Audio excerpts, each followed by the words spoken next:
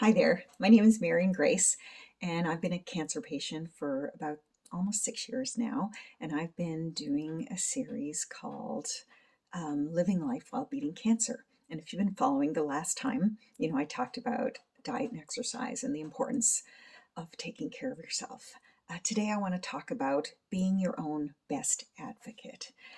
Um, because I know that when you first start and you're first diagnosed, you just can't process everything. It's a whirlwind of drugs being prescribed, tests, hospital stays, treatments, and your mind is just in a whirlwind and you can't keep up. And you just do what the doctors tell you to do. But from experience, I've learned that after a while, you need to start asking questions because we're all individual and not everybody has the same reactions, not everyone has the same symptoms.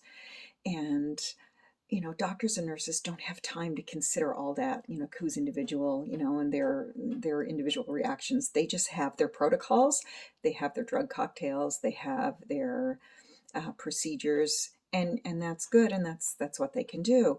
So it's really important to be your own advocate, to do your own research, to pay attention to your body, how you're feeling, how you're reacting, and deciding whether or not you need to take this particular drug or that particular drug. Everyone's so different. I journaled, and I would recommend that. Just journal how you're feeling every day, what you're reacting to. Do you get nauseous or do you not have an issue with that?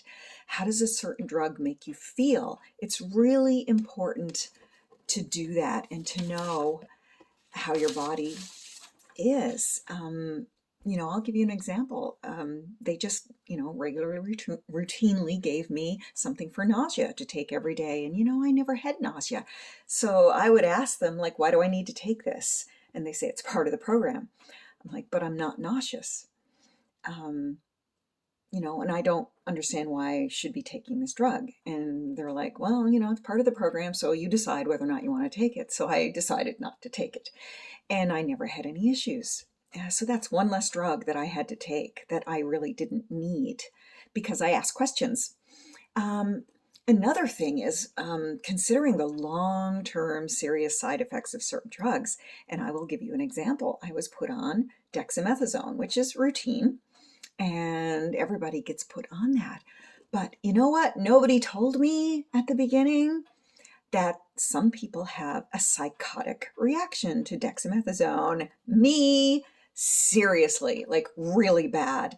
And it got to the point where I was so crazy and so irritable and angry, and it just made me a crazy person that, my husband was almost thinking of divorcing me because I was turning into this nasty person. But nobody told us that that was one of the effects of this drug, because if we'd have known, probably it wouldn't have elevated to that level, because, my husband would have just said, it's just the drugs, don't take it personally, or we could have lowered the amount, but we didn't know.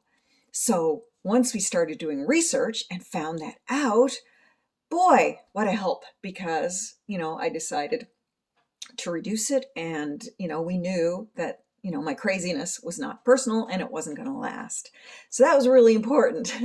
So also dexamethasone, bone deterioration, depending on how long you're on it, what doses, that's something to consider, because, you have to make that decision. If your bones are weak, maybe I can do something to help that, go on a real high density calcium. Again, is that what's happening to you? And what do you need to do about it? And another one, they put me on something at the beginning called Zometa, and apparently it causes jaw deterioration, which I didn't really know. So again, research, asking questions. How long do I need to be on this? What are the long-term effects? Can I lower the dose? I found out that I can very safely lower some of the doses of the drugs after a while because I'm doing very well. Again, ask the questions. It's your body. It's your life. It's your quality of life. Please don't be intimidated. They're not going to mind you asking questions. And, it could possibly improve your quality of life if you don't need a certain drug, or if you don't need a certain amount of a certain drug. I've finally, after 6 years, I've come to a balance where I'm actually enjoying a good quality of life because I've balanced out the drugs and the amount and the doses to a point where I'm okay, it's not affecting me as bad, and I'm still doing well. So please don't be intimidated. Um, you know, and after I made some of those decisions, the doctors were like, oh, I'm glad that's working for you. That's great. Your blood work is fine. Like, keep doing what you're doing. So sometimes, you're even helping the situation when you're doing your own research and you're asking the questions and you're journaling, and, you can be a part of your own health. And I'm so glad I did, because if I'd have just blindly stayed on everything I was on, I'd be a bit of a mess right now. And, I'm not criticizing any of my healthcare team. They're amazing, but they're so busy, and sometimes they appreciate my feedback and input. So don't be intimidated. Take your health in your own hands. Well, maybe not in your own hands, but be your own best advocate. Because we all need the help. We all need our doctors, we all need our nurses, and we need the help of God.